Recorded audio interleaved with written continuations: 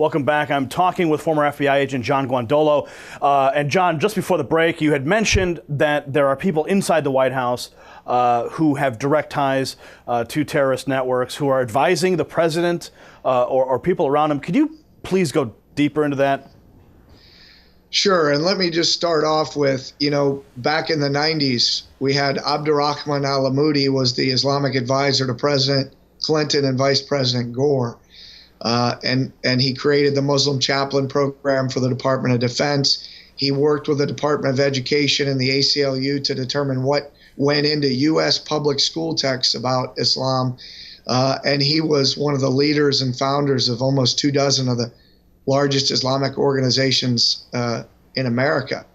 And he was arrested in 2003 at Heathrow Airport with $340,000 he got from Muammar Gaddafi for the global jihad.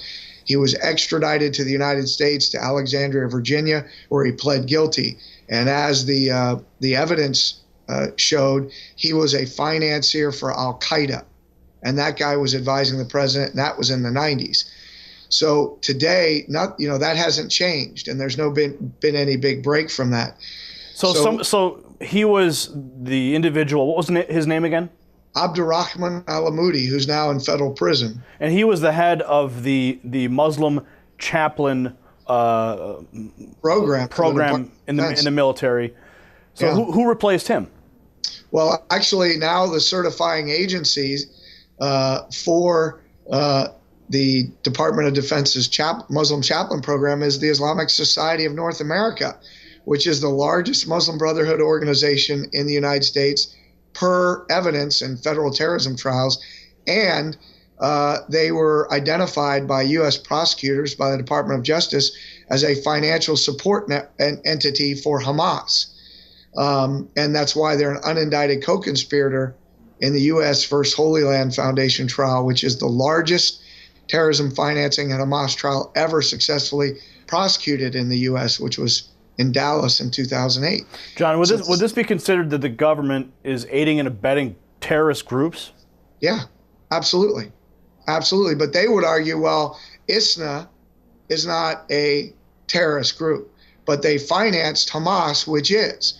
And yet the head of the Islamic Society of North America, again, an unindicted co-conspirator in this trial, the largest Hamas trial in U.S. history, because it financed Hamas directly. I mean, the evidence that was presented was monies directly from ISNA's bank account went directly to known Hamas leaders and entities overseas. I mean, it's phenomenal. And the president of the Islamic Society of North America, or ISNA, whose name is Imam Mohammed Majid, has been lauded by the president's national security team as being a patriot. He sits on the Homeland Security Advisory Committee. He moderates panels at the CIA headquarters at Langley. He's been given awards by the FBI for being a great guy. This is a jihadi, and this is just one guy.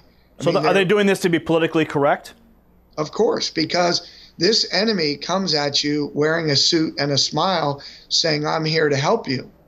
And the amazing and truly why I use the phrase catastrophic failure is that we use these individuals to be our liaison between the government and the Muslim community when they're easily identified as jihadis. One of the directors of ISNA, a guy named Louis Safi, who is also the president or executive director of two other major Muslim Brotherhood entities in the United States.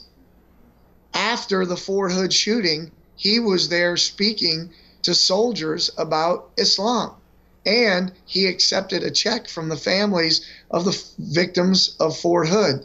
Well, now Louis Safi is overseas working publicly on behalf of the Syrian rebels, who, of course, are Muslim Brotherhood and Al-Qaeda. I mean, this is insanity. And what's happening is, because of this, the decision-making process inside our government on our domestic counterterrorism affairs and our foreign policy. This ought to give your viewers an understanding of why our foreign policy is so upside down. Well, let me ask you this about President Obama, because people have often said, well, he's a secret Muslim. And I want to ask you the question, is that a fact? Well, I don't know.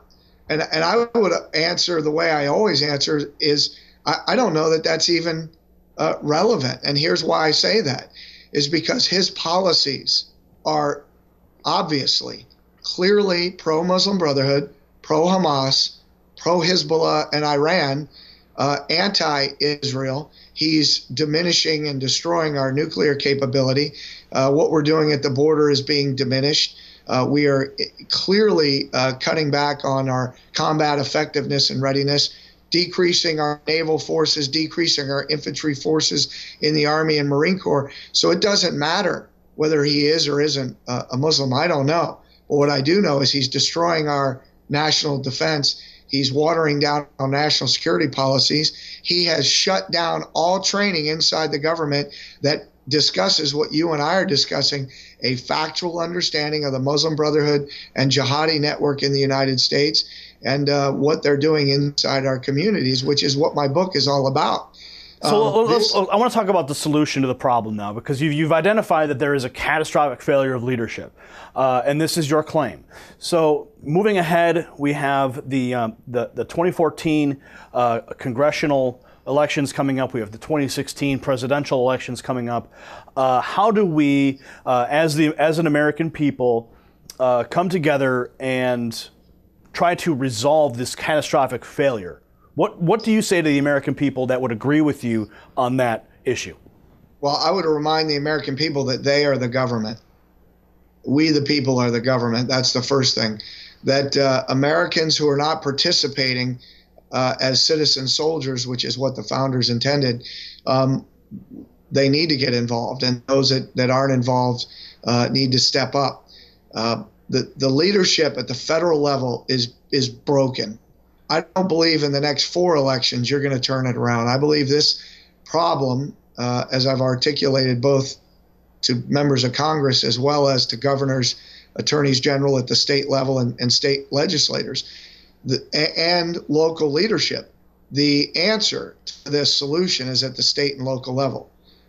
Specifically from the jihadi threat, local police who get educated on this, working with their local elected officials, and propelled by citizens who will support them doing what it's going to need to take to get them out of their communities, to get these jihadis out of their communities. On a bigger issue to your question, it's at the state level, the governors who are going to have to finally exert their state's rights.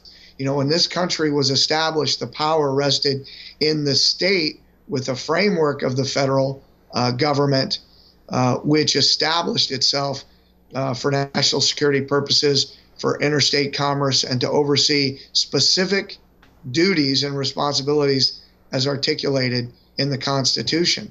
And the states need to reclaim those powers that have been stolen by the federal. And I would agree, or I would state that many of those powers were surrendered by the states and by the citizens to the federal government, which should never have rested in their control. Well, definitely the 10th Amendment is an issue that we have covered here. We've had people from the 10th Amendment Center on who are a national activist movement to reinstate states' rights. That's a whole nother discussion. But John, thanks for coming on the program today. Absolutely. Appreciate you having me. John, what was the name of the book again? Raising a Jihadi Generation. Okay. Is it available at Amazon?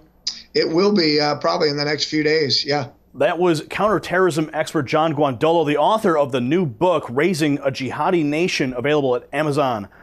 Stay tuned right here. We still have the rest of today's headlines. We've also got the weather and Hollywood coming up. We'll be right back.